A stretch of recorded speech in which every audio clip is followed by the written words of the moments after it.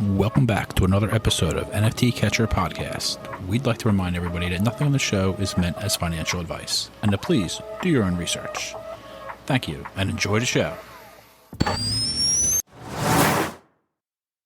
Now the subject is NFTs. They're known as non-fungible tokens, or NFTs. NFTs are exploding in popularity. This is a technology that will forever change the way people interact. So it is happening whether you understand it and like it or not. This phenomenon is moving. The digital. You have now joined Jenny from the blockchain and Michael Keene on the NFT Catcher Podcast. What's up, everyone, and welcome back to another episode of the NFT Catcher Podcast with me, Jenny from the blockchain, and my co-host, Michael Keene. Michael, how you doing? Awesome. How about you? Doing great. Nice. Today we have a special guest with us here. This is actually our first, this is like an interview / weekly recap. So we're super excited to have ThreadGuy, the one and only ThreadGuy, joining us on this Sunday's recap. ThreadGuy, welcome to the show. Hey, thank you for having me on. I'm a big fan, and I'm really excited to be on my first episode. Awesome. Yes. Let's go. Yeah. Man, I remember, I don't know when I started following you on Twitter, but all of a sudden this ThreadGuy starts popping up with all these funny tweets, and then you tweet a lot, by the way. Like, if anybody doesn't follow ThreadGuy on Twitter, he tweets an insane amount. And oh yeah, your handle is not ThreadGuy. Because actually we should start with that. Can you tell us, why is your handle ThreadGuy if you don't even write threads? Awesome. I can give you a little background on my account, I guess. So I started in August of 2021. I started my Twitter account. Oh, wow. I see. Yeah, it's recent. How about that? Yeah, I had been in NFTs for a while before that. I first bought my first NFT, a couple NBA Top Shot moments in late fall of 2020.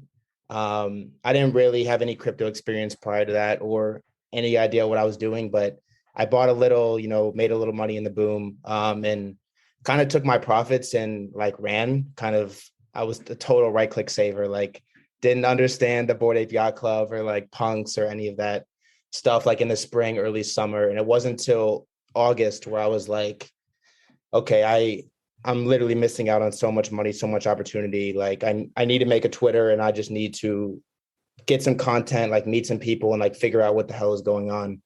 So I created my Twitter account in August. My handle was DiscoverXNFT. The ThreadGuy thing wasn't my name yet. And I had a goal to grow a platform and get followers, and I didn't really know how I was going to do it. I'm not an artist, I'm not a dev. I wasn't about to create a project or anything like that. And I noticed there was a pretty large gap of quality content in the space. If you wanted to research a project and learn about what's going on, who the team is behind a project, et cetera, there was nothing. And the few people that did write threads, just project overviews, got really good responses. So I was like, fuck it, I'm gonna write a few threads. I wrote my first one about NBA Top Shot in August. And it took me from literally 0 followers, 0 to 100, 150. And I right away, it was definitely a light bulb moment. And I was like, I can do this and get some followers. And ThreadGuy was born, I guess. I did actually write threads once upon a time. And it was probably 3 a week for quite a few months, until January. And then the memes and the shit posts took over. But for a while, that was all I did, was research projects and write threads about them. Dang, can we bring that back? We need to form a petition or something to bring back ThreadGuy. We need threads. Come on, man. You deprived us for too long. There were some pretty good ones, and there's definitely a bunch of disappointed followers. The funny thing about it is, probably at this point, 95% of my followers have never read a thread, never seen a thread, and they think the name is just complete satire. So I've just been rolling with it. I fully owned it with the @not ThreadGuy handle for a little fun. Hey. There we go. And now you're rocking your mutant as your profile picture, which I feel like is like your signature. Like, I don't even think you've had any other profile picture, right? Like that's like your one. I very rarely, like, I don't even remember the last time I changed it. Like, it's been months. Yeah. It's a good one. It's a good one. Yeah. That is a good one. As far as mutants go, that is really cool. Is that a noise? Is that what that is? Yeah, it's the noise. And then he's got the halo. Halo. Yeah. That's really nice. Yep. Yeah. So then somehow, you posted your way to 62,000 followers. Yeah. And everyone just knows you as like the funny, Twitter guy, I guess. So anyway, yeah, we're excited to have you here with us. We got some things we got to talk about for the week. We definitely want to talk about Jenkins of LA because ThreadGuy is the director of vibes, which I'm also curious, what does that mean? Like, I know there's a few people I know that are director of vibes for like a Web3 company. And I'm just like, what exactly does director of vibes do? Like, what is that?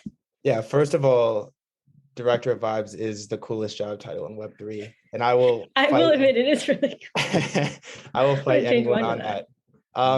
No, it was really cool kind of how that came to be. Like, I probably hit 10K followers in January, and that was like a mental milestone for me. And I felt like once I got to that point, like I definitely had a niche in this space and like had a long-term future as far as working.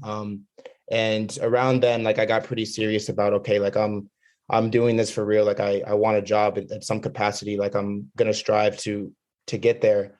And like the hardest thing for me was like projects and companies and et cetera. And Web3 would hit me up. And I did not know what the hell I wanted. Like I didn't want to start a project. I didn't feel like I was ready or interested in doing that. Like I didn't want to be a community manager. Like I didn't want to like just run someone's Twitter accounts and just do marketing, et cetera. And the director of vibes opportunity came, and it was like the coolest thing because it allows me to kind of focus on what I focus on, which is like really the Twitter and marketing kind of side of things. But in the same capacity, like I get to wear a ton of hats and be everywhere. So I would say, like, in the most broad sense, director of vibes, like to put it under one word, is marketing, but more specifically, like everything with brand identity. And I'm doing partnerships and community stuff. I'm hosting Twitter spaces. Like it's like a little bit of community manager X brand and partnerships X marketing. And I get to kind of be all over the place and wear a lot of hats and put my fingerprints on all aspects of the project, which I think is so cool. And really the coolest thing about like NFTs and working in Web3 is everything moves and changes so fast and it's so new, and everyone has to kind of be hands-on on a bunch of different tasks. And this position really allows me to just be creative and be free and be all over the place. Yeah, that's awesome. I feel like that sounds like kind of what I do. So now I'm going to change my title and be like, yo, can I change my title to director of vibes? You absolutely should be director of vibes because it's head of marketing, you know right? What? Yeah. Yes, I'm head of marketing. Yeah, you absolutely have to. Okay, you know what? I'm seriously thinking about it. I'm considering it. And consider it. I might just change my title. It looks great on a business card too. Yeah. Director of vibes. Should I change my my description on Twitter? That comes with the raise, of course. Oh, let's go. Yeah. I just kind of recently-ish got a raise, so I don't know. It's kind of a stretch. You're like, I would like to change my job title, but also that's a higher paying salary. Also, yeah. Okay, so Jenkins of LA. I know Michael put this in his notes for today. You wanted to talk about it. Michael, first of all, you should say your story of Jenkins. Yeah, I mean, I watched it sell out. I didn't mint it, sadly, but I did buy pre-reveal. I got lucky. I got a key. And then since then, I bought 3 more. So I'm an OG. I've never sold any. Like, oh, yeah. I think it's really one of the, and we've talked about Jenkins from the very beginning of this podcast. We're 62 episodes in now. It's one of the, BYO Pills, Jenkins, like that was those like kind of projects that Jennifer and I liked. And I really feel like it's building just totally the right way, going to be really interesting in Web3, especially with the way they allowed people to license their ape and their mutant. It's like awesome stuff. So yeah, if we would get some insights and where you think it's headed, but it's been one of my favorite projects. We need alpha leaks. Definitely. I can talk a little bit about Jenkins. Cool. First, I guess I'll tell you a little story, kind of how it came to be, how I got there. So Jenkins was the first NFT I ever minted on ETH in August. The mint was a little bit of a shit show, and I had to, not only for my first mint, like figure out how the hell to work MetaMask, how to mint, etc., but I had to mint it from the contract. So it was terrifying. I'm not gonna lie, and it was a real like growing up moment. And I was into the project. Like it was the first NFT where felt like I could explain it to like an IRL person with no NFT knowledge, and they could like somewhat grasp like the concept of utility behind an NFT token, because it's, it's not a PFP, it's not just something you throw up on Twitter. And I wrote a thread about it. Like I think it was the second project I wrote about it. The floor was like 0.01 under mint. Of course, I didn't buy any more. And I formed it was really low for a long time. It was like 0.5 for a long time. That's when I bought, but then I flipped for like 0.1 and I was like, 2x profit. Like and like from the point where I wrote the thread, I just formed like a pretty organic and genuine relationship with the founders. Like I believed in the project, and we just through like basic Twitter interaction became somewhat close. And when a position for working at that team eventually was proposed to me, it really was a no-brainer. Jenkins is one of my favorite projects. Obviously, like I work for them. I'm a huge fan of everything they're doing. If you're not familiar with Jenkins, it's the next step in content creation, storytelling, character development, like all the above. Our first piece of content is a book one. We're calling it a community generative novel called Bored and Dangerous, set in the Bored Ape Yacht Club. So essentially how this book kind of came together is, if you're not familiar with Jenkins at all, we built a in-house web app that we call the Writer's Room. And the Writer's Room is essentially the hub for all Jenkins content, where you can license characters, vote and decide on the creative direction of stories as a holder, and create this community content, which has really never been done in this capacity before.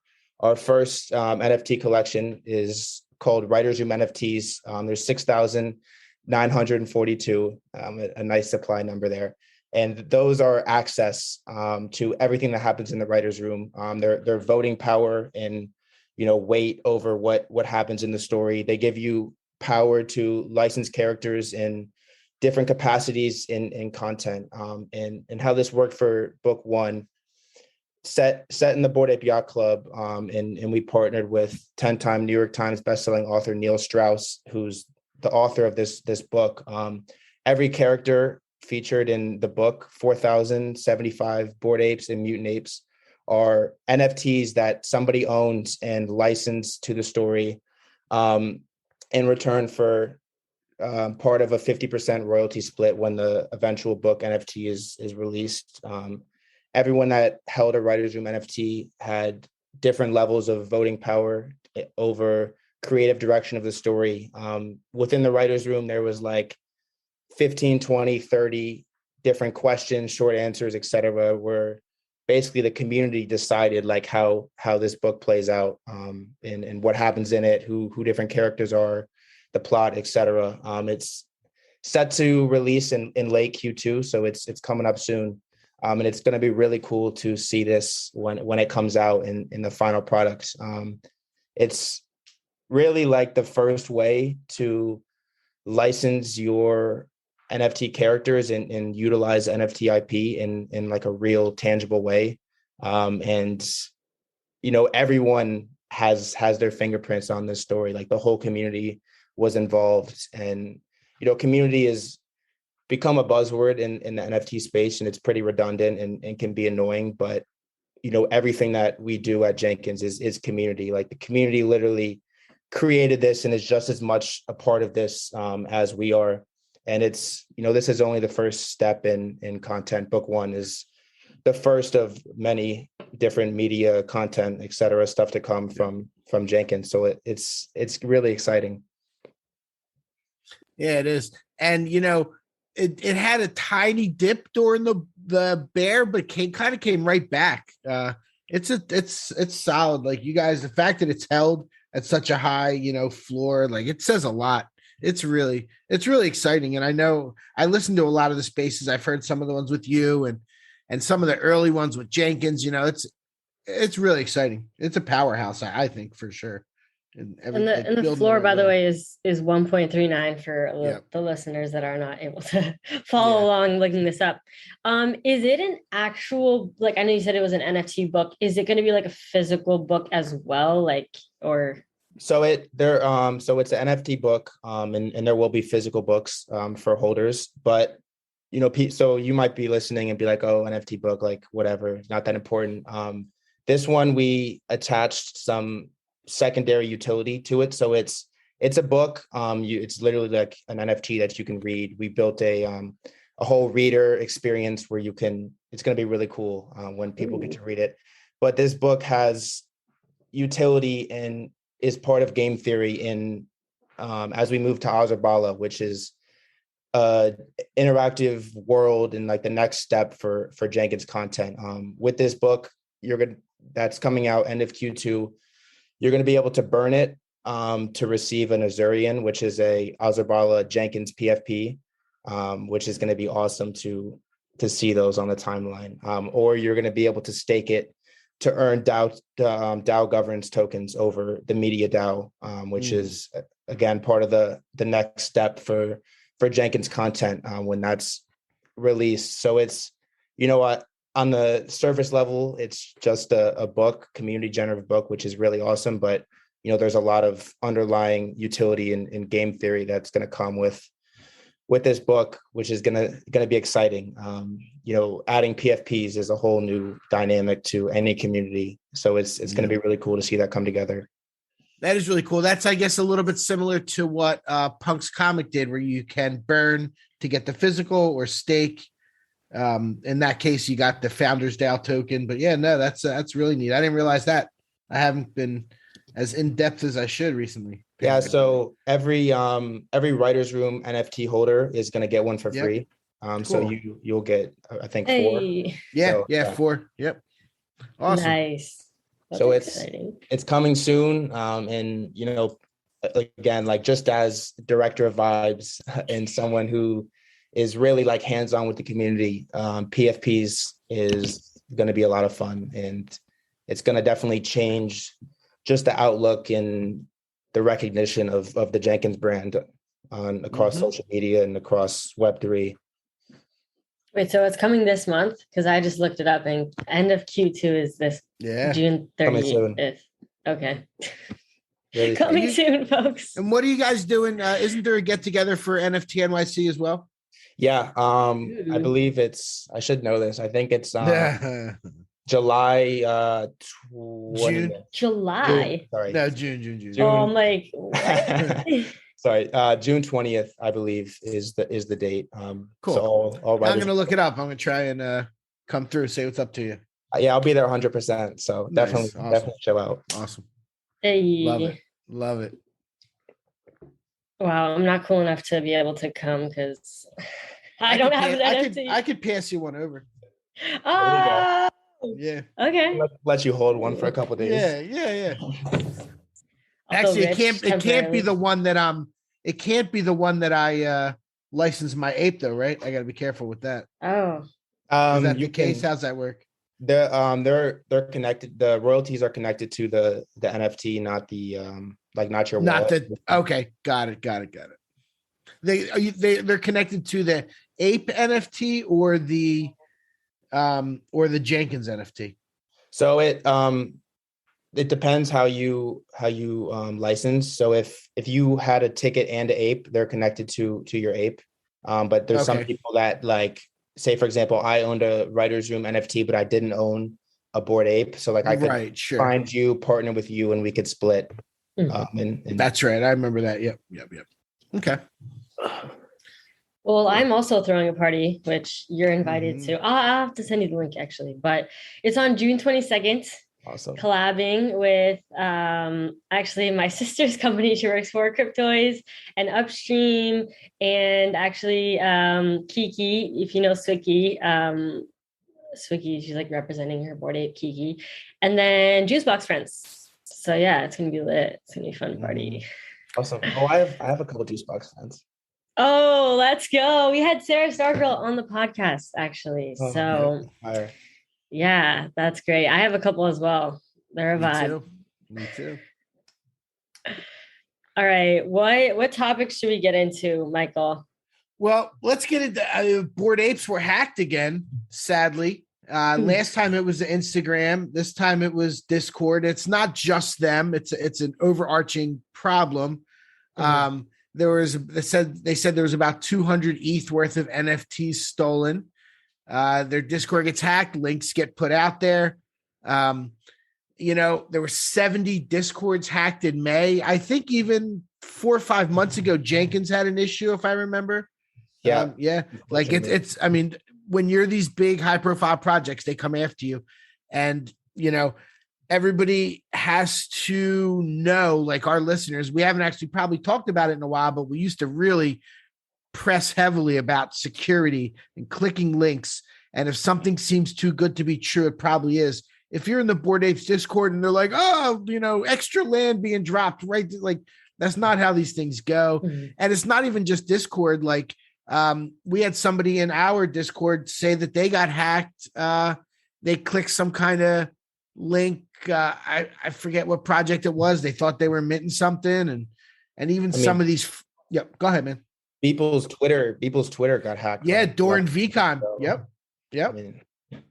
Absolutely. No, it's. I mean, it's a big problem, and really smart people are getting hit, and people that aren't too familiar with the space are getting hit. Like, you just got to be super, super, super careful with the things you're clicking. I mean, it's usually something like that where you click a link. Some of these free mints have been wallet drainers. There's 50 free mints a day right now, and some of them have been malicious. I like that look. You're like, yeah, there certainly are. But it's brutal. It's brutal with the glut of. There's more projects now than ever. Like, I get this one of the Twitter accounts I follow is like Mint Tracker or something like that, and it tells me like over the last hour what the most mints were, and like it's always different. It's always like 5,000-6,000 mints. I'm just like, it's crazy. So people that are listening, like, know that these, I'm not pointing out any projects. Like, it could happen to anybody, and it has happened to the best of them. But, be ultra careful. If you're running a Discord, talk to somebody that knows how to set it up. It has a lot to do with permissions and hierarchy. That's the main. I actually met with so this guy Poof, who that's like his like anonymous name, right? Yeah. He is the community like head of or like the Discord manager for Cryptoys, and he's super knowledgeable with like Discord security, and he's like he has like he just like knows a ton, like, and he has all these spreadsheets, and he like it's super complicated. I'm just like, whoa, what the heck? Like, but maybe we can get him on sometime. I don't know. He knows a lot about like cybersecurity and stuff, but yeah, it's like also hiring people to kind of audit your, people that are super knowledgeable in that way, to like audit and see, okay, if I had this specific role, like what kind of things can I do? And, there's a lot of different like permissions that you just have to go in and either turn off or change. And like, it is a lot, like with Discord, like there's so many different permissions, and then all the different roles have different permissions. And then it's like, even the channels, there's permissions within channels, and it's like, yeah. But also I cannot hear you, Michael.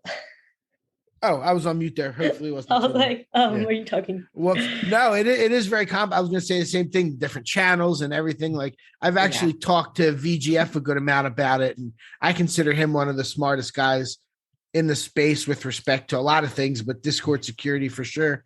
And it's you definitely have to have somebody look at it, especially if you're a big project. You start to get 10, 15,000 people, they're going to come after you.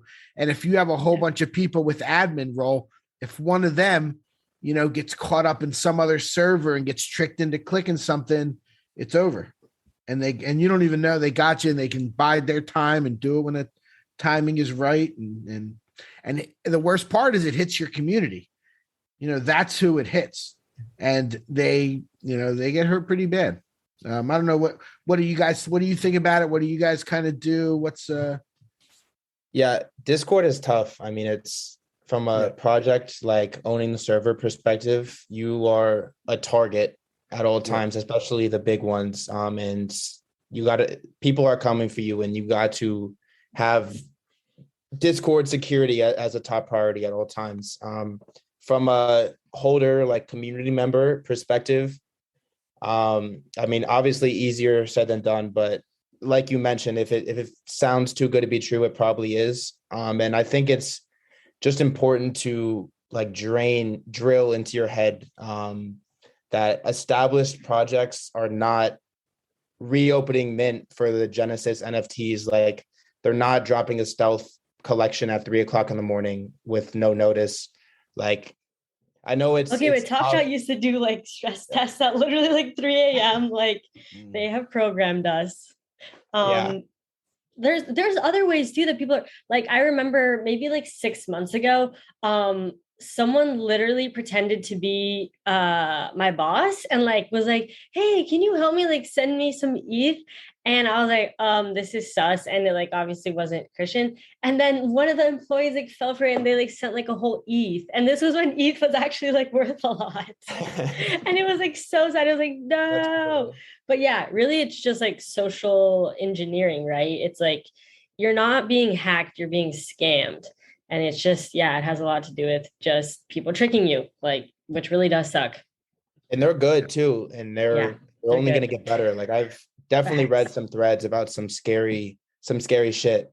You have to, just like everything in crypto Web3, like you have to be 10 toes down at all times, because like one misclick, one, drowsy, not really paying attention click can be your portfolio if you're not careful. So security is got to be a priority. Yeah. Most people should have their DMs turned off from people they're not friends with. That's a simple solution. Otherwise you get constantly spammed with garbage that any one of them can get you. You're right. It's definitely, you got to be super careful. I mean, it's scary. You put your real expensive stuff on a hard wallet, but even then, sometimes you have to connect your hard wallet to claim things and to prove ownership and stuff like that. Like, yeah. Okay, we got to talk about goblins, because the last time we talked about goblins, I think was when we had K Money on, and it was like last week or something, and he was like, literally the floor was like 1.9 or something, and he was like, oh yeah, goblins, like I'm not gonna make a video about them because like their time is like past. And then all of a sudden it like shoots up. He ended up making a video about it, but yeah, and then they got all the way to like what, 90th floor or 90th floor. Jesus. So 90th floor. Now they're at we need a fact checker. What are they at right now? 5 or 6 with the airdrop. 6.1 right now. 6.1. And they even like had last night, like one of the co-founders of Bored Ape Yacht Club had like tweeted about the goblins.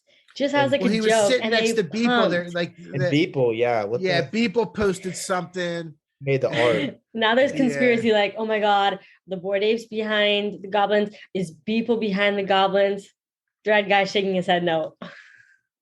Yeah. I have a rough goblin story, I guess. I bought one at I bought it at 0.03. Hey. Just it was like late night, like I was bored. I just felt like being a DJ, and I saw it on the timeline. I was like, these are so stupid. Like I'm gonna buy one. And the next day, like this was like when they minted, things were ugly in the market, like ugly.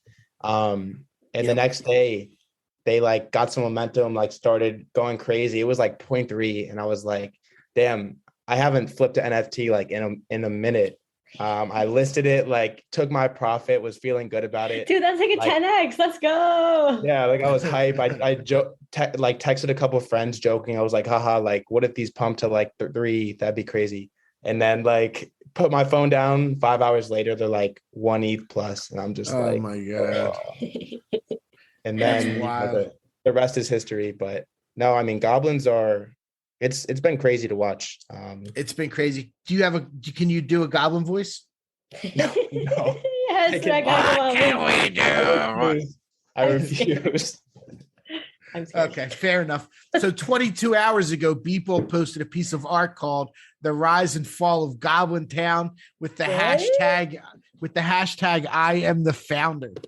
What? Crazy. Hold on, let me see this. I did not see that. Yeah, this is 22 hours ago. And then Gordon from the Apes posted a picture with Beeple and said, "This guy with great hair showed up to dinner and started making goblin sounds. What does it mean?"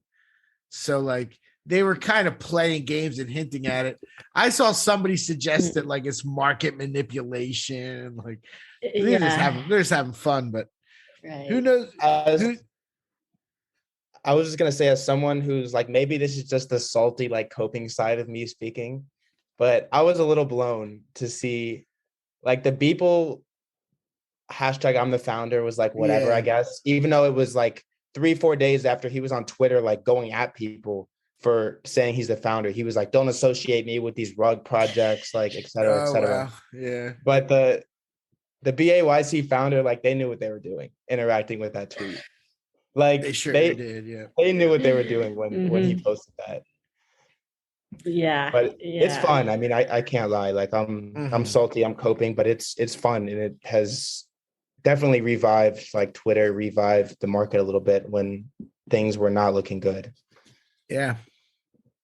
Did you get into any of the other ones like Elf Town, Goblin Girls, Goblin Poop, all that stuff?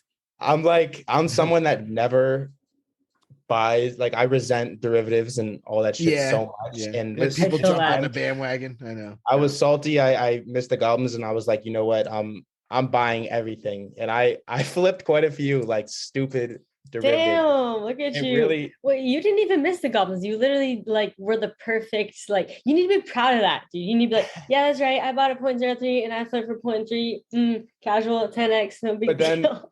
Then I like turned around and that's a flex.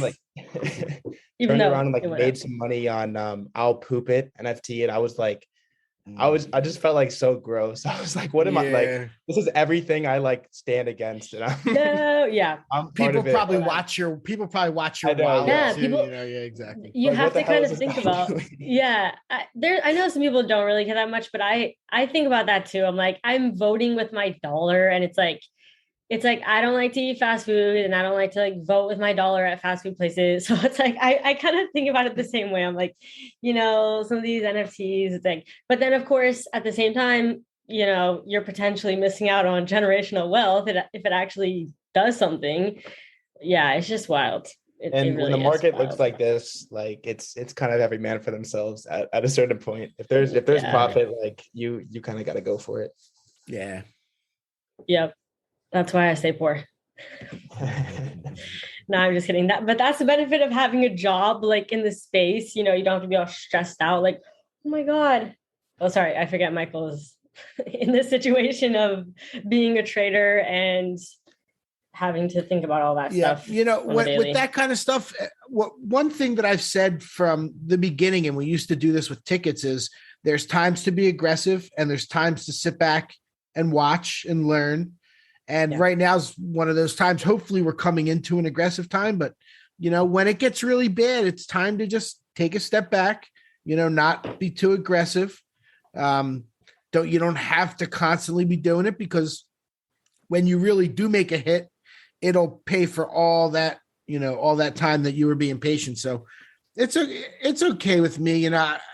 It's not great having the Bored Ape go from 450,000 to 180,000. Like nobody's happy with that, but like It is what it is. I definitely can't complain, and I'm watching and learning and still here. I'm not going anywhere, and it's going to get better. It's going to get better. We don't know when it's going to be. It might be the fall. Like last year, September was a month that crushed it. August and September were amazing last year. And it very well could happen again. It definitely makes it easier, like knowing that you're not going anywhere and that you have 5-10 year plus planned in this space. And it's like times like these are going to come at some point regardless. Why not now then next month? Like it's, you're going to have to build through this anyways. So it's definitely, sharpening the sword a little bit to get through this. Yeah. I think the events help a lot too. Like going to VCon was like, everyone there was just happy. And it was like, people were like, oh, the market's down, like bear market. It was like, everyone was just happy to meet each other. And I just feel like, like New York will be good. And just people being able to connect with one another, like in real life, like an actual human being that is like right there.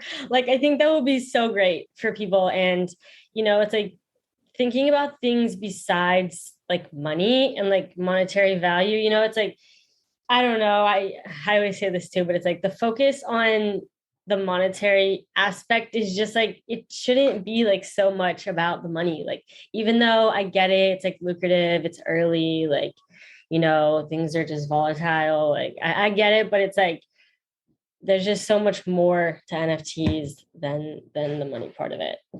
But that is the most exciting, I guess. So. No, I'm really looking forward to NYC. I've never been it's gonna be awesome. I've never been to an event, crypto NFT event. So shoot. Yeah. It's gonna be crazy. Like, because I can't believe how many events there are. Like the spreadsheet is insane with the amount of events. Everyone is there. Yeah. Everyone's throwing an event. Everyone's going to events. The key like is multiple day events, the big projects. It's crazy. Bored Apes, Doodles are doing another multi-day thing. Cool Cats, Psychedelics Anonymous. I heard Voltura's thing today. He has some kind of house where any of the Genesis holders can go, and it ends at 7:00, so they can all go to the other events. But it's like open bar, free breakfast for Genesis holders the whole week. That's nice. Yeah, real nice. Yeah, it's cool. Mm-hmm. Like a rooftop area. That's a project I've been really, really looking at hard. Yeah. I'm feeling underexposed. That's a good one. Do you have one or no? I have one. Mm-hmm. I have one. I have the in real life pass, so I wonder if that'll get me in to anything. I'm sure a nice little DM to Voltura will get you in something. Yeah. True. He was on the show pretty early on. Yeah. And I don't know. He might be too popular for me now. No, he's not. He went in LA. ThreadGuy took like 2 weeks to respond to my DM. I was like, dang, what the No, that's full of the facts. I'm gonna need to see some receipts on that. Fine. I will find receipts if you want to see receipts. Okay. Let me see here. When did I ask you to come on the podcast? Okay. Oh, May 8th. Hey, would you be down to come on my podcast? You respond May 16th. And he said, sorry, I missed this message. But you said you'd be interested in coming on. Okay, less than 2 weeks. Okay, that's 16. Okay, 8 days. Okay, 1 week. All right, fine. There you go. Yeah. Now I remember when Jennifer said you were coming on, she tweeted us. She's like, yo, you responded. I put in the group house. Hey, let's go. We're excited to have you on. This is good. This is good stuff. No, thank you. I was excited to come on. I followed you for a long time, actually. Like early Top Shot days. I was probably on my old cards account. I was following. Yeah, you were. If you bought in 2020, that was really early. You were super early to that. Yeah, I was, and I completely dropped the ball on like the networking, like social side of things. But I think I guess I made up for it. Yeah, you definitely made up for it. Disgusting amounts of tweets. There we go. In August. That's wild. Yeah, I only started a Twitter in January of 2021 just so I could tweet out my Jennifer Top Shot YouTube videos. Like I literally, Steph was like, she had a Twitter and she was like, Jen, you should start a Twitter just so you can like tweet out your videos. I'm like, okay. And like, it would get like one like, and then I was like, oh, I should probably tweet about things besides like, oh, here's the link to my YouTube video, So I just like started tweeting other things. And then people started following me. I was like, oh, this is kind of cool. But yeah. I joined in September of 2012. It says almost 10 years ago, but I only had like, I had less than 100 followers like in April of last year. Barely ever used it, and then turned it into like the NFT thing, and just kind of been grinding. That's awesome. Not as good as YouTube, but Nah, you guys have been really killing it. I'm a big fan of the show and everything. Oh, stop. No, keep going. No, really. Say more. Okay, what other topics do we have? Well, how about Psychonauts? Did either of you guys peek that one or get into that at all? Wait, is that the person that tweeted at us on Twitter? They're like, oh my God, you guys should check this out. Is that thing? Yeah. Oh, okay. Yeah. So it got pretty popular. I mean, last night it shot up to like 0.16, and then it's back down to like 0.9, 0.1, but it feels like it's got a good vibe to it. I bought 6, sold 3 of them already, have 3, and I'm going to sit and wait for a little bit. I made most of my money back on the 3 I sold. So, it's a cool look, and it's different. Yeah. Was it a free mint? No, it was 02.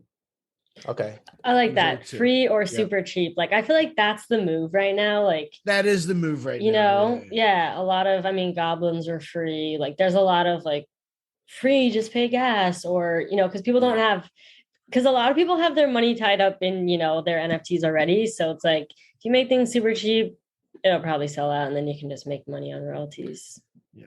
Did you guys see the go ahead, but I was just gonna say, I'm a fan of free mints. Like, generally, I'm a fan. I don't like a lot of this. Like, it's weird calling a free mint a cash grab, but some of them feel like it. And all these like botted drops and stuff is annoying. But just the idea of like free mint, give it to holders for free, and let the market decide the rest. I'm a fan of, especially when the market looks as it currently does. Yeah. Did you actually, speaking of the free mints in Goblin Town again, did you have any predictions on who the actual founder is? Ooh. I have no idea. I don't even like know how to think about it. Like, the Yuga rumors were bullshit, I thought, from day one. Anyone who's promoting this is delusional. Like, there's no way. The only thing is they did have the word goblins in their in that deck, right? Pitch deck that got leaked. Yeah. That was the only thing that I was like, But it felt like a pretty weak connection, but it was enough for Twitter hype. It would be insane if it was Yuga. It's clearly, I guess I don't want to say it's clearly not, but it's not in my opinion, at least. Yeah. I don't think it's Beeple either. Like, I think he's trolling. How about Beanie? Oh yeah, Michael's theory is it's Beanie. That's right. That would be awesome if it was Beanie. That would be something. That would be something. That would be something. That would be pretty awesome. The Beanie redemption arc. But no, whoever it is clearly with the shits. And has done an incredible job marketing, an incredible job with just like community identity and like really pushing this thing along.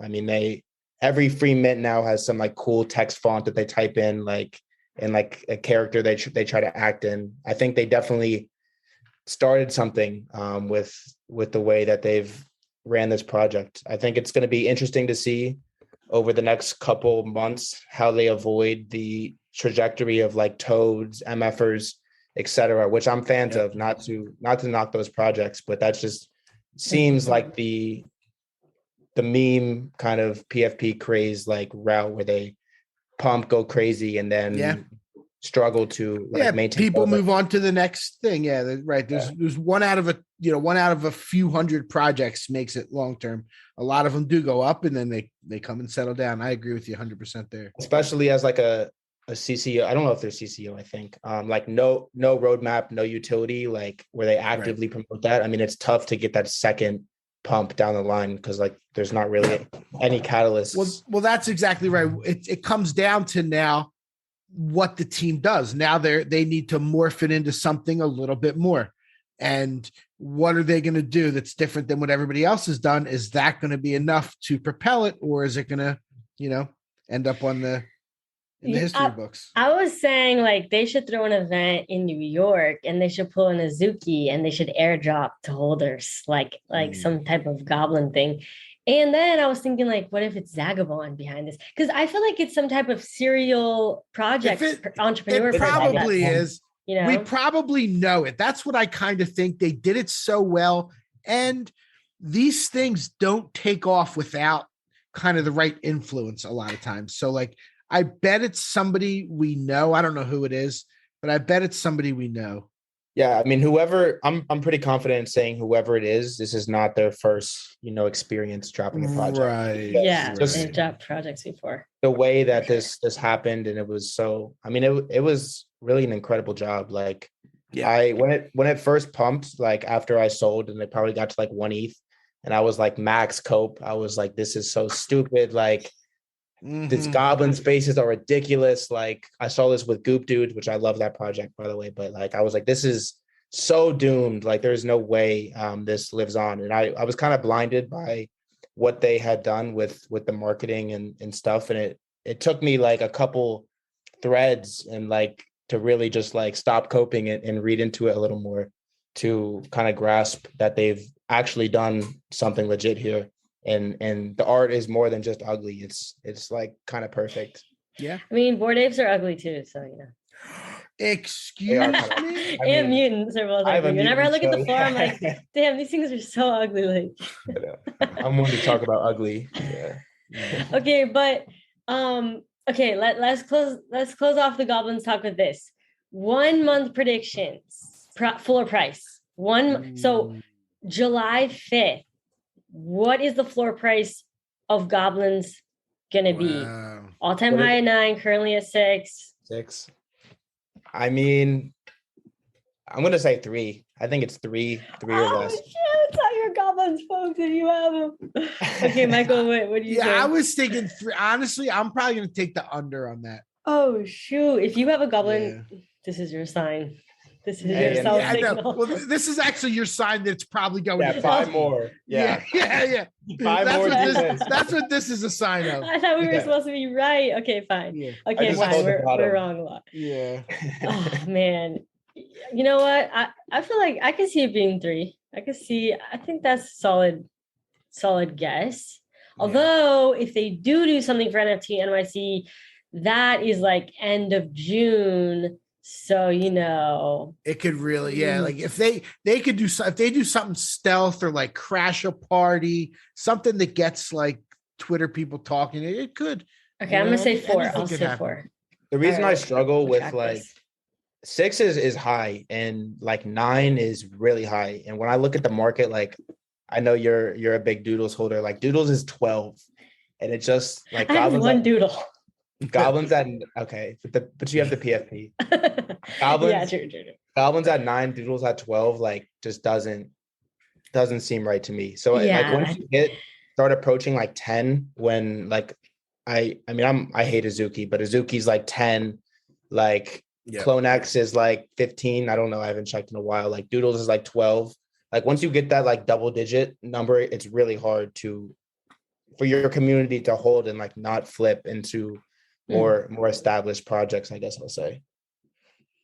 Yeah. And I totally agree with that too. And I think we saw that a lot I remember when Azukis were going up and then it seemed like a lot of people were like selling them to buy a mutant and like, just things that are more, okay, what are other established projects at this price point that, maybe have more, seem a little more like, okay, this maybe is a safer bet than something that just shot up in value super quickly, So yeah. And I think that's one thing too. Like if you are holding, like imagine somebody listening to this is like, they minted a goblin and then they're like, holy shit, now my goblin's worth this much.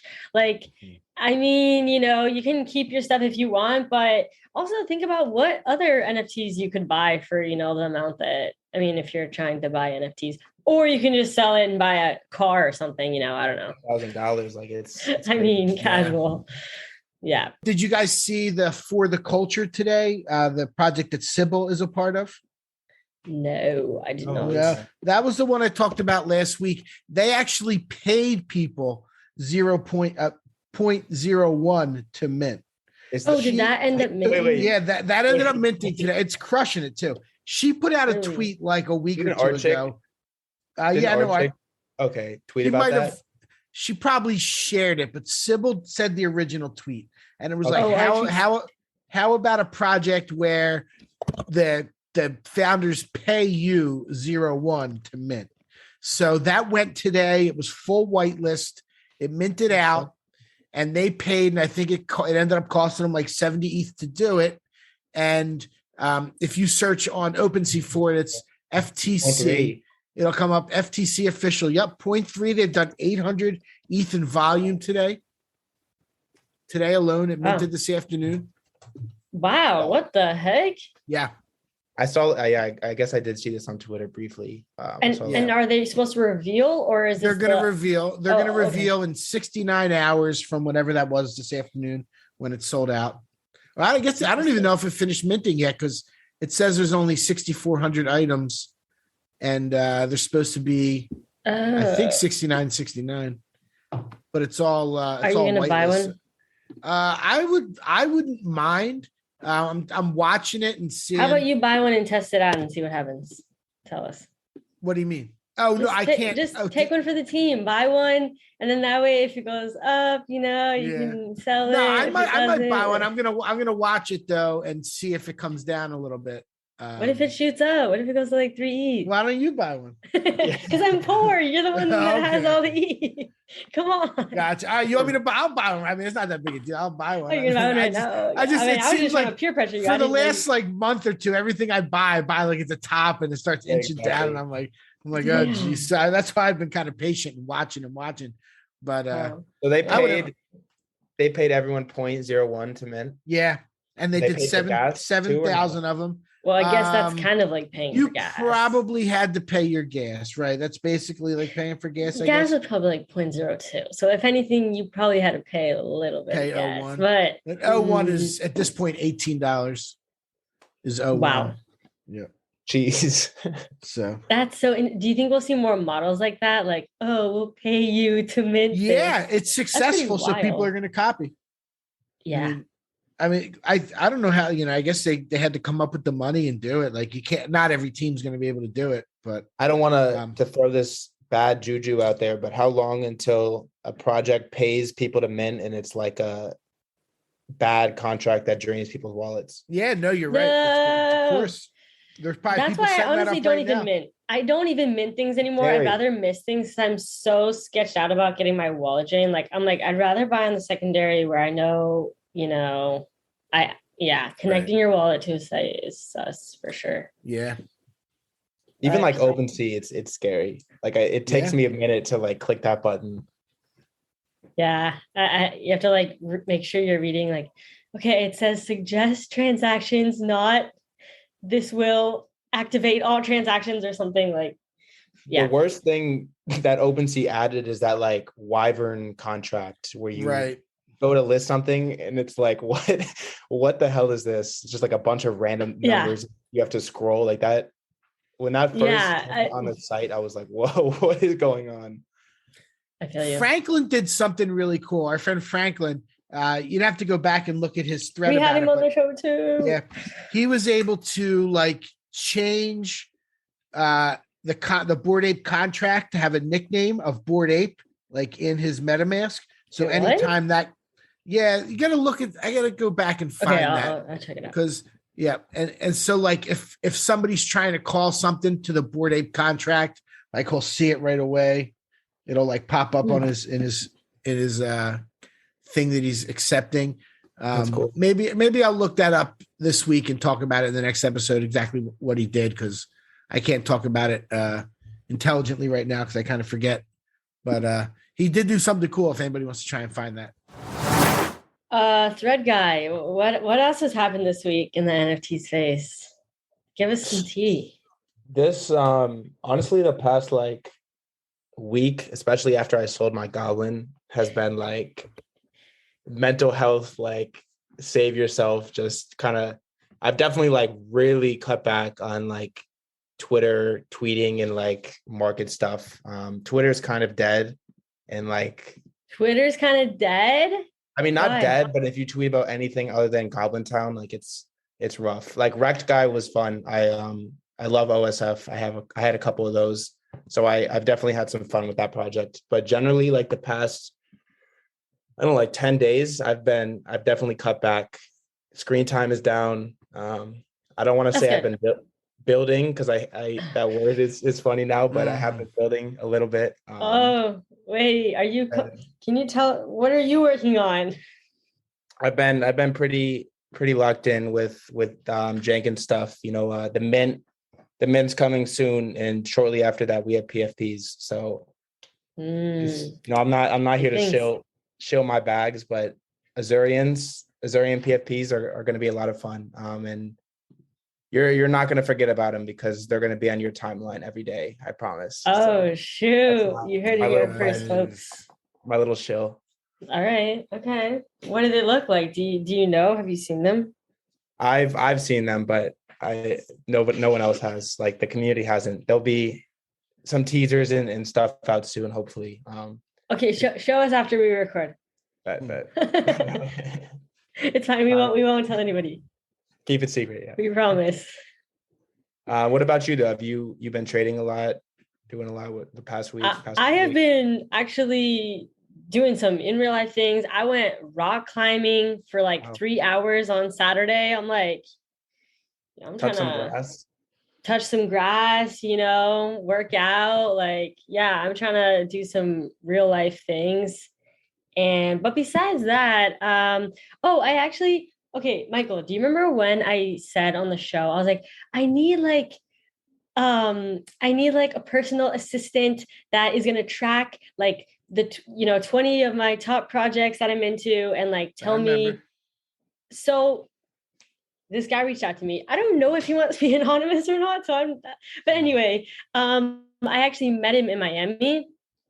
And he's been super helpful. He's probably listening to this right now. He's been super helpful. Like every week, like twice a week, he sends me like this whole Google Doc of like, here are all the projects that you're into and like what, you need to do with them. So I'm like, been signing up for these parties in New York. Like, I'm like, yes, I got everything on track now. So I feel good about that. I've been keeping up with my projects because of him. Super helpful. And yeah, I mean, besides that, I just do my thing, do this podcast, I work like, awesome. Not too much trading happening. I've been slacking on NYC signups. Like I've been looking forward to it for so long. Dude, okay. You said this was your first event. You need to sign up for things quick, because what happens is they end up filling up and then you can't, and it'll be like, oh, sorry, even if you're a holder, like, so you have to like RSVP for things quick. Like even if you're not sure if you're going to go, still RSVP, and then like keep track of all the stuff you RSVP'd for. And then usually people like will just event hop to different like parties and stuff. So, a couple different ones a day, plan out for yourself, Do you have the Google sheet with all the events? Do you guys have that? I do. You want me to give it to you? I have one. Yeah, I can send it over if you want it. Pay big bucks for that. I haven't been paying attention. I got you. I'll send it right over. I'm gonna message you right now. Awesome. Oh, you have one too? Yeah. I have whichever one. Okay, but let me send you mine. My actual event. Hold on. Let me pull this up. Oh yeah. Wait, do we have the same spreadsheets? Hold on here. This is my spreadsheet. I don't know. I haven't even really looked at that spreadsheet, to be honest. But that's one that I have. And then this is my event. I'm gonna send over to you, Jennifer, too. Oh. What events are you most looking forward to? Like obviously Ape Fest is the big one. I'm kind of blown with the thread that they put out. I'm assuming everyone is gonna get to go for a day at least. I saw that. It would be pretty, like, no FUD, but it'd be pretty ridiculous if an ape holder didn't get in, but like someone's +1 got in. I mean, that's kind of, I don't know, but yeah, people are definitely complaining. I've seen a lot of that and a lot of the discussions back and forth. Yeah, I'm just gonna assume like I'm gonna get in one day and then it's okay. Yep. because I mean Same here. it's yeah, I know it's gonna be awesome on the inside. So I'm gonna try to finesse my way in. I actually like literally went to the yacht club was in New York or Miami? I honestly forget. I think it was Miami, maybe New York. I don't know. But yeah, my friend was like good with the organizers, and I just like got right in. I was like, oh, let's go. But then I like low-key felt bad. I was like, oh shit, like there's probably people that didn't make it, and like here I am. Like, oh, is that a killer acid shirt? Yes, Wow. it is. I have a bunch of these. The back is like, I don't know if I can even show you the back, but it's a trip. It's cool. I like these a lot. I've been recently like buying a bunch. Yeah, my NFT merch game is weak, very weak. I need to up that in NYC. Yeah. Yeah, for sure. There's gonna be a bunch of people selling merch there and giving merch out. Definitely. I'm looking forward to the Royal Society of Players party was great last year, and those people are really good at putting on parties. Have been doing it forever. Looking forward to the Nights of D-Gen was really cool last year. I had a lot of fun at that one. I love those met a lot of great people. Yeah, that's a good one. And what else is I mean, there's cool cats like Cooltopia, whatever they're doing should be cool. And some of my friends are throwing parties. Logic Gilliam's throwing a party, and the Cheech and Chong, my homies, is doing something. Nice.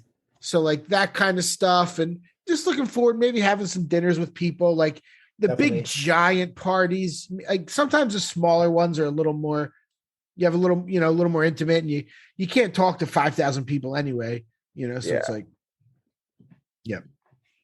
The Moonbirds one looks really cool with Tame Impala and some other people. Yeah, the Moonbirds. I don't know. Moonbird, I think Gutter Cats are doing something again.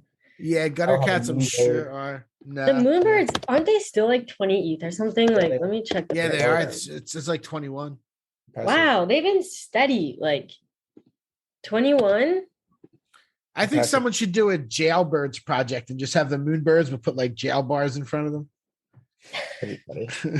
I bought a couple of those like AI. The AI ones, yeah. They had to change their name to the Nightbirds. Yeah, I thought Kevin Rose like fudded my bags and then he pumped them in the same day. I know he did. Yeah. It was pretty eventful. I think he put that out because he got a lot of crap for it.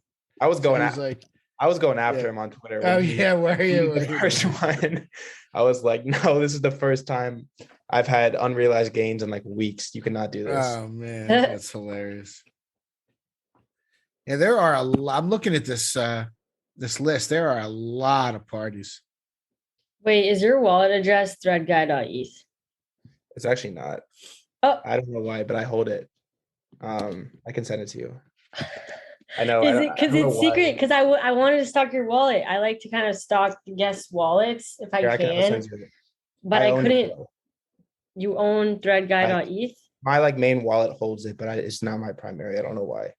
I'll type it in the chat. Oh. The Wolf Game party. That's where Jennifer's going to be. She's been into the Wolf Game. Wolf Game. No. Maybe Beanie will make a surprise appearance. No. Oh yeah, Michael's favorite person. Charles? Yeah, Charles. We know Charles. What's up, Charles? What's up, Chuck? Good. That would be awesome. Oh, nice. Yeah. A couple other things I saw this week that were kind of note. I'm not a WWE fan, but they're hugely popular. They launched an NFT platform called Moonsault. I don't know. Probably I never heard of it till I looked at the news today and came across it. But they launched 10,000 NFTs at $30 each. It's like some Rage in a Cage box or something. They all sold out. Cheapest one is 55, so it's almost a double up. Good for them. What's it on? What chain is it on? What's the DAI? Is that like the Palm chain? I think maybe the same one that like Damien Hirst was doing. Daya? Oh no. Oh no, that's what Looney Tunes is on. The WWE one, I'm not 100% sure. What blockchain is it on? It's on the Alluvio Content Fabric blockchain. Sir. We have never heard of that. In English, please. Oh my god. Whoops. No, Michael, you're too ahead of your time. Literally, the last episode, Michael's like, "Oh my god, I just found like this new thing. It's like dot chain." No, yeah, like dot chain addresses, QUIK, and he's like, let me secure yours. Like someone's gonna take it, and it was like Jenny from the block dot chain. And then he finds out that only 50 people have used it. I was like, Michael, what is this like random stuff that you're finding that nobody even uses? I don't know. You're either too early. We're very early. We're very early. We're very. He's on the dark web of the blockchain. Yeah. No, it's dot chain metaverse.i. It's like this new website. They're trying to be an alternative to ENS. Mm-hmm. Interesting. We'll see. I tried to get my dot. But how good is that Jenny from the block dot chain though? How good is that? That's tough. I like that. Yeah, Jenny from the block dot chain. That's good. That's sick. That's sick. In a couple of years, you're gonna be thanking me in a couple of years. That was when you're using that, like that's gonna be her main identity. Okay, if that's what it turns into, I will be thanking you. I will. I'll give you the credit. I'll give you the credit. Jenny from the block dot chain. Like that's as good as it gets. And I tried to get my dot sold the other day, and someone has it. Of course, someone already had it. ThreadGuy. Yeah, that's sold. Of course. That's funny. Yeah. Wait, where do you buy dot sold? Where do you buy dot sold? I don't even know. Someone I can try to find where I was at. Let me see what it was called. Solana name service. Naming.bonafide.org. Yeah, that's it. Yeah, that's it. Bonafide or something. I mean it seems like a decent play, I guess, to buy Solana domains. Like we saw ENS go crazy, obviously, and slow back down, but it feels like it has some serious legs on a big scale, and Solana's number 2 here. Yeah, what do you think? Do you have any Solana NFTs? I don't. I have like a couple. I bought a few. You tried to say you don't, but then you have a couple. So are you like ashamed of your Solana NFTs? Yes, I'm very ashamed. I own like the flipped Solana Mutant Club and like some bullshit on Solana just to like try out Magic. Nice. I shit post about it, like make fun of Solana a lot just because it's funny on Twitter, but like I definitely think it has legs and has a future, but Solana NFTs right now, or maybe I'm generalizing it too much, but they're like so painfully just behind ETH. Like there's not very much quality on Solana, and it's all pump and dump show fests. And I mean, I guess that's what ETH is too at this point, but at least like we have a few projects that feel like. What about OK Bears? Those were doing real well. Aren't they still like the number 1 Solana project? But they're literally like a BAYC derivative. Like, I don't know. The art is like the art, like, I don't know if you saw that there was like a image that went viral on Twitter, and they overlaid it. They had like side by side like Bored Apes in not OK Bears, and I'm just like, what are we doing here? Like, what is this? Yeah, it seems like OK Bears. I did buy one, but it seems like it may have had its time. I don't see. Oh my god! Don't tell me you bought the top. No, not quite the top. No, okay. I bought, and then it like shot up, and I was like, I should probably sell this. And then Solana's also gone down, so Solana went from like 55 down to 40. Yeah. So I saw a tweet. I'm down on it. No. Solana's down like 90%. I think that from its high. Yeah. That might be something that I could make a play on at some point, is buy a little Solana. It's not a terrible idea. Agreed. Not a terrible idea. My flow bags don't like Solana getting all this love. What bags do you have on Flow? Not much, but I own some like Flow. Flow token, yeah. The token is down bad. What is the token at? I remember at one point it was like 5 or something. Like, I don't know. It was like 25 at one point. Oh, was it? Oh, what the heck? It's like 3 or less. But couldn't you not buy it if you were in the US? Like you couldn't buy it, like for forever you couldn't buy it. But then you could. So it was like 20, but like kind of fake 20, I guess. It's 250. Let's see what the thing was. 250. Oh my god. Oh man, it made it up to 27. Wow. Back in August. What do you guys think the lowest ETH will go? Because I heard, Carlini was on, right? And this is the first time I heard about this. Do you know Carlini? I love Carlini. From Okay, Penelope. so he's like true OG, right? He's like pranksy, but Hey, Alex, a lot nicer and everything. Anyways, so yeah. No, but no, I mean Pranksy's nice, but he's just not like active on social media. Like Carlini is, and he's very like, you can DM him, he'll respond. But he was saying like at one point he got all the way up to like 1,000 something, and then it crashed all the way down to $80. And I was like, bruh, like $80. Like imagine like you're buying 1,000 and it goes all the way down to 80. So I mean, we got to what, 4,000? What was it? 900. It almost kissed 5,000 at the high. Really? It almost Okay. kissed 5,000. Yeah. And it's at 1,800 now. What do you guys think the lowest ETH will be like for this cycle, I guess? I mean, I think a lot of it is kind of like out of our control and like the crypto sphere. Come on, just make some tweets. You can control the price. I hope it doesn't go under 1,000. Like it. Oh my God. It would get ugly. God forbid. What are you talking about? Bad. I hope it doesn't go lower than it is right now. I mean, like, God forbid. I hope it doesn't. I mean, like 1,500, it would get ugly under there. Like, I know we have this like theory that ETH goes down and like NFTs go up, but it doesn't exactly work like that. Yeah, that didn't work out too well. As we're seeing firsthand, it doesn't quite correlate like that. I mean, it's looking pretty. I'm not a TradFi guy by any means, but the stock market is looking pretty ugly. Everything is like looking like we're looking. So, macro markets willing, like hopefully, I'm gonna say if we get below 1,000, like it's gonna be ugly out here. It's gonna be really ugly if it gets below 1,000 because most people bought way higher than that. Yeah, I mean, any ETH that I own is like 2,500 plus. Yeah, for sure. I bought it when the first ETH that I bought, and it was pretty much the only ETH I bought was buying VFriends and it was like 4,000 at the time last May. Yeah. Wow. Yeah. That's the only time you bought ETH? Yeah, pretty much. I own. Yeah, I haven't bought any ETH, and I've done everything just buying and selling and the consulting stuff, and that's I've done everything with that. Mm-hmm. I might have. I think I bought in like 5 or 6 ETH at the beginning. Wow. Yeah. I mean, I keep trying to buy the dip here, but like with what money? When you buy the dip, but it keeps dipping. Yeah, like with what money? Well, that's right. Well, that's like I was talking to my wife about that the other day. I was like, it's probably smart if we buy a bunch more ETH right now, but like you don't want to over leverage yourself either. Like you got a nice cushion, and it's like, average all the way down to zero.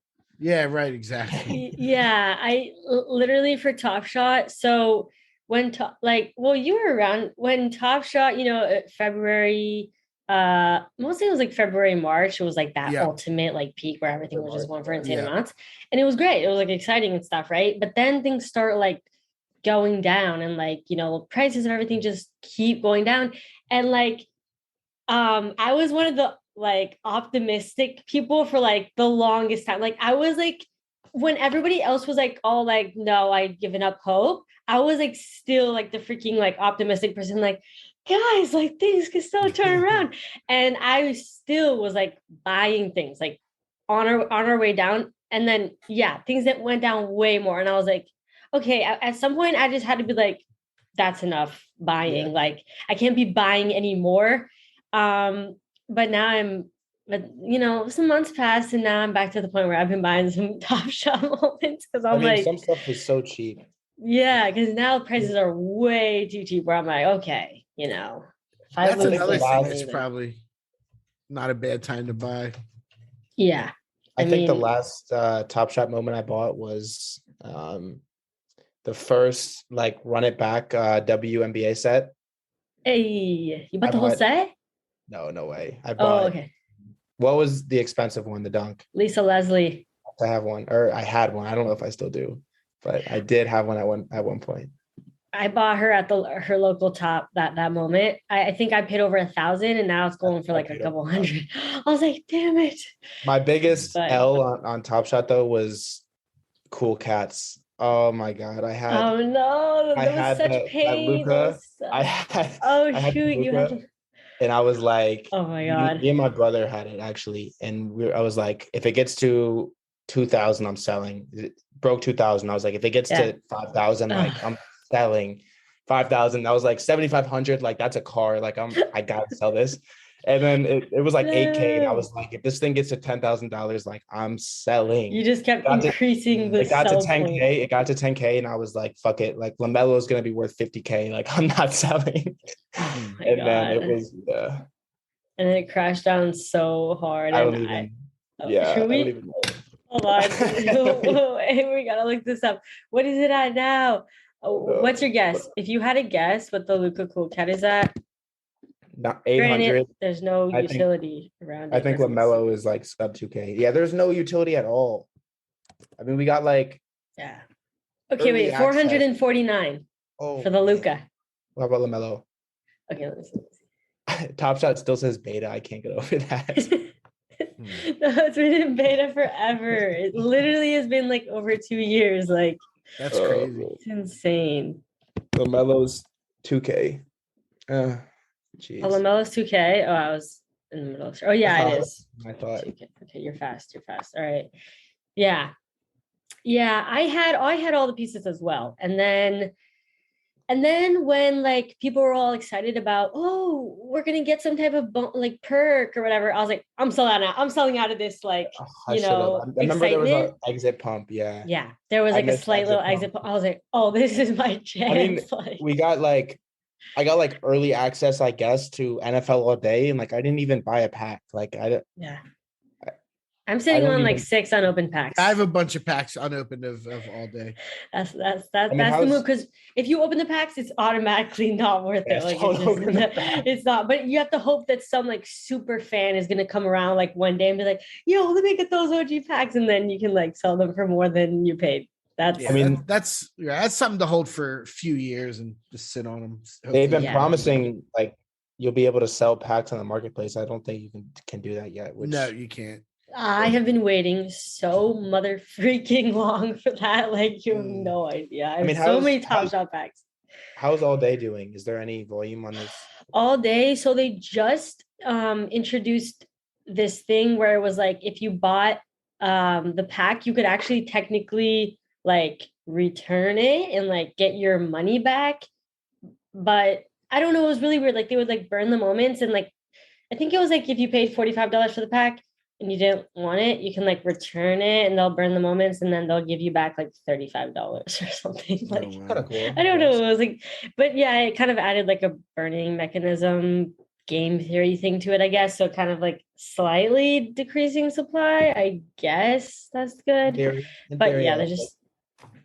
just needs to be more demand on that, or just decrease the supply like by a lot. If I was gonna buy anything on Top Shot right now, I'm looking at it, I'd be buying these LeBron stuff. That's what I said originally. Like, there's $4 LeBron moments if you're looking to take a shot on something. $4, $8. There are season 1 LeBrons for like rare series 1. Yeah, series 1 for that. There's that's common to 3,100 for $350. Wow, like that that. Series 1 to 1,000 for $464.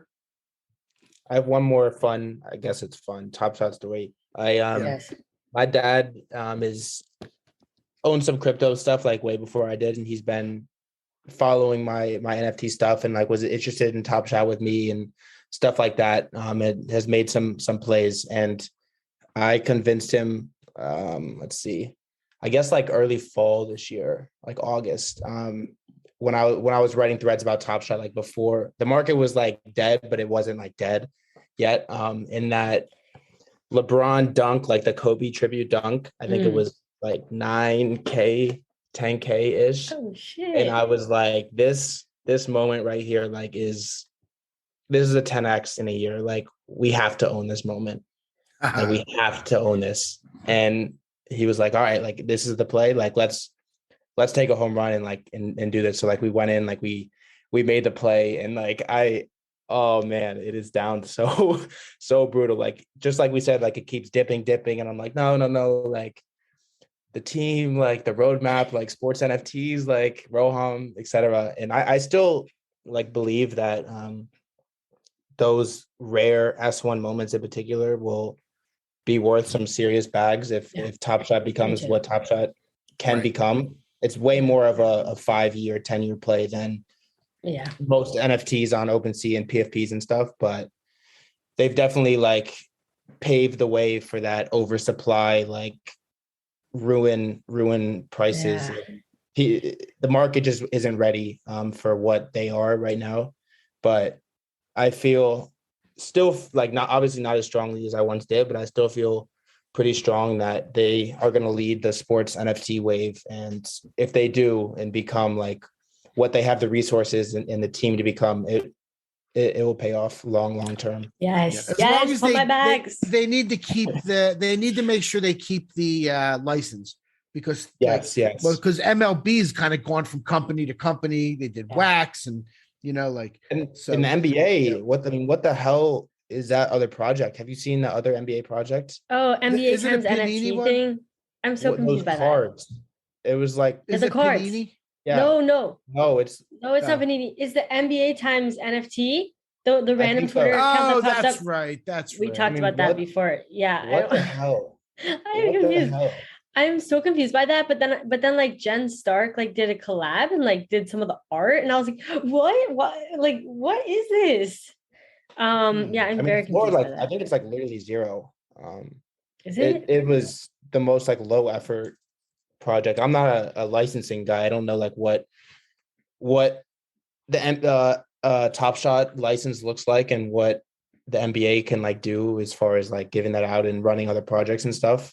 It was a little weird, I guess, to see an NBA licensed project, but it was like such a low effort joke that it was like insulting. Is it the one, the association? Is that the one on OpenSea? I think so. I remember that happened. And is that the one they screwed up and they minted more than they said they were going to? I mean, what is this project? What is, I mean, just the font on these guys. The font alone is enough. Yeah, you can't even read the names. Yeah, it's really bad.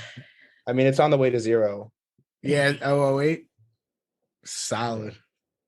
Wait, does your dad ever ask about like, hey son, how's our NFT doing? How's Are we winning, there, son?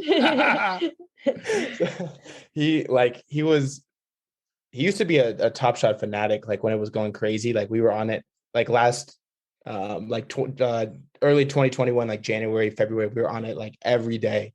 And then since he made that play, like was checking it like once a week and then like once a month. And then now it's just like, we don't really talk about Top Shot. Damn. Oh shoot.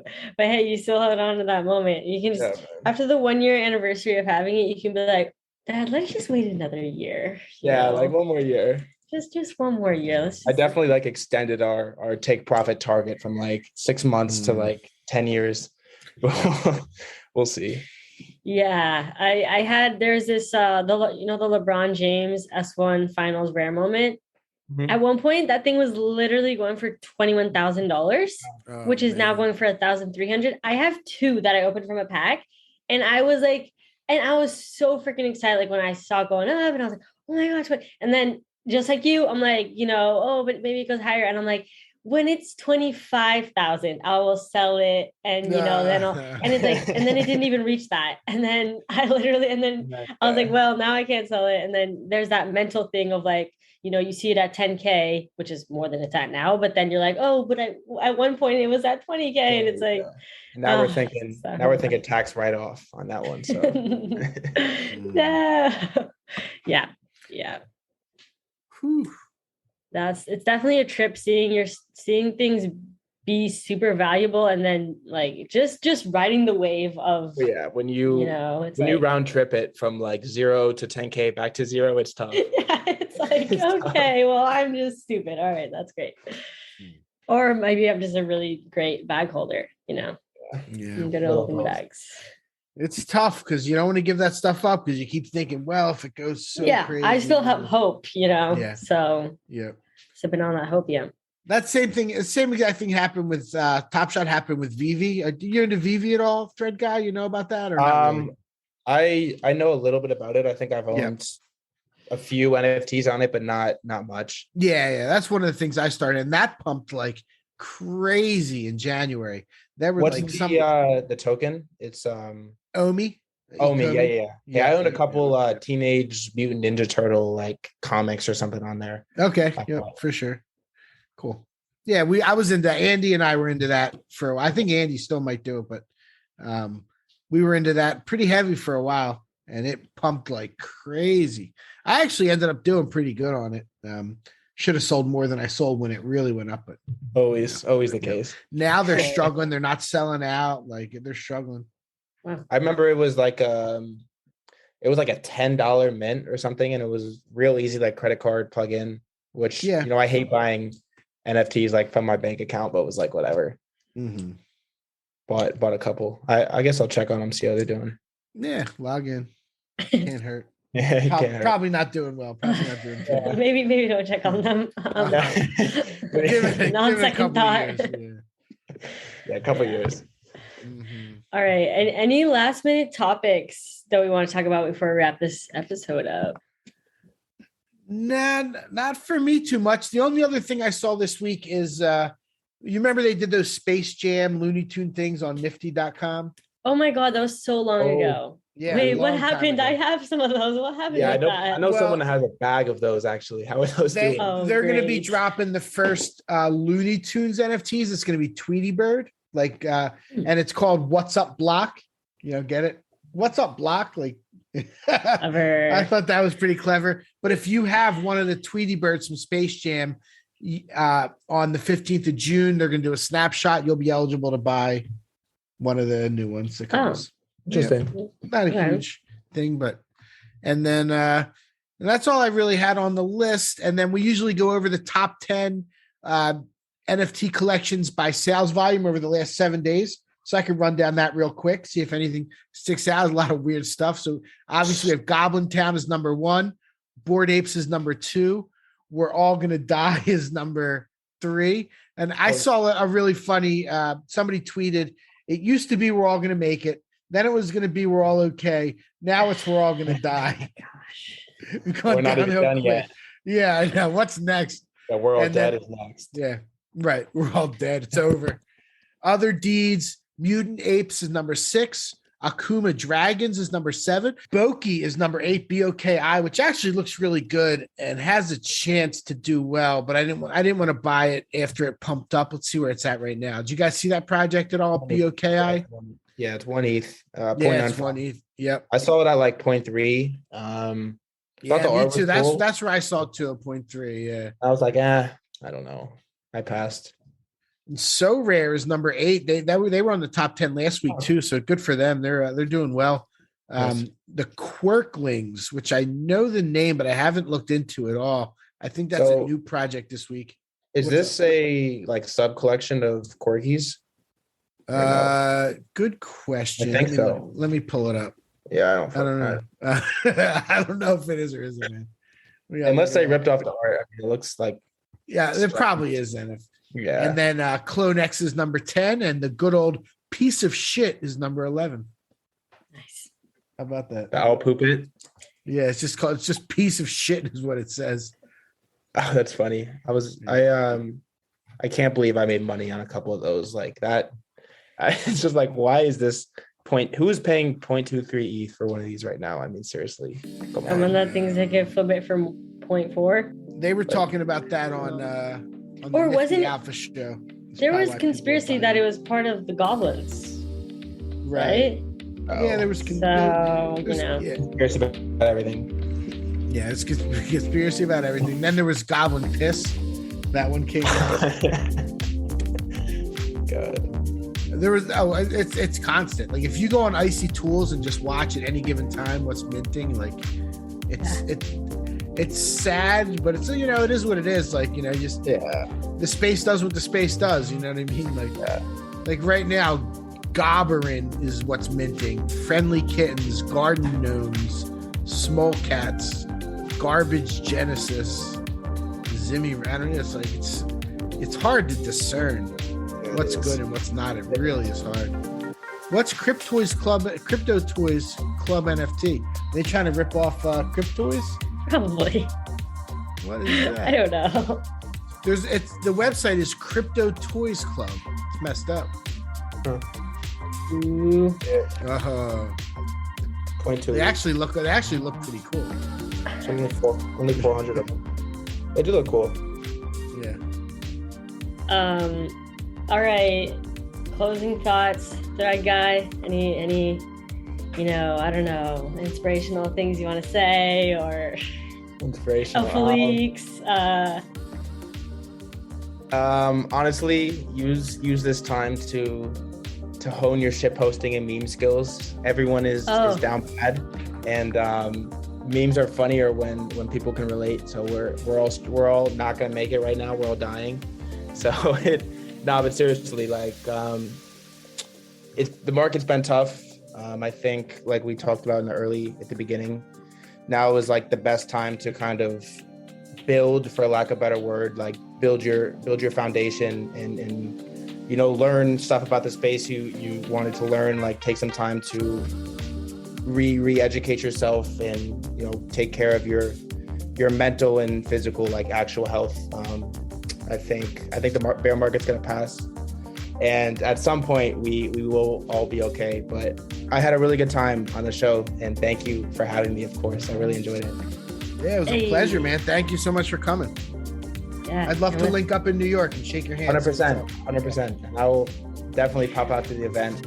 Yes. If I'm still invited. Celebrity guest appearance. Yeah. Celebrity guest appearance from ThreadGuy. Okay, cool. Well, thank you so much for coming on. Wow, I can't believe we recorded for an hour and a half. This has probably been one of our longer episodes in a while. One of our longer ones. It was a good convo. And we got into that whole Top Shot little Jenny at the end there. We could go forever about. I still love Top Shot. Okay. Okay. Anyway, that was good. All right. Thank you all so much for tuning in, and we'll catch you in the next episode. Peace. Thank you for tuning in to the NFT Catcher podcast. We hope you enjoyed today's episode and learned something new about the exciting world of NFTs. If you enjoyed today's episode, please take a moment to subscribe to our podcast on Apple, Spotify, or wherever you listen to your podcasts. And if you really love what you're hearing, please leave us a rating and review on your favorite platform. If you want to stay up to date with the latest news and insights from the NFT space, be sure to follow us on all the socials at NFT Catcher Pod. You can follow Jennifer at Jennifer_pseudo and Michael at NFTicket. I'm your producer, Andy, and I'm at AJC254. Our theme song's by It's Just Los. We always appreciate your feedback and support, which helps us reach more people and bring you informative and engaging content about NFTs. We look forward to bringing you more great NFT content in future episodes. Thanks for listening. Peace.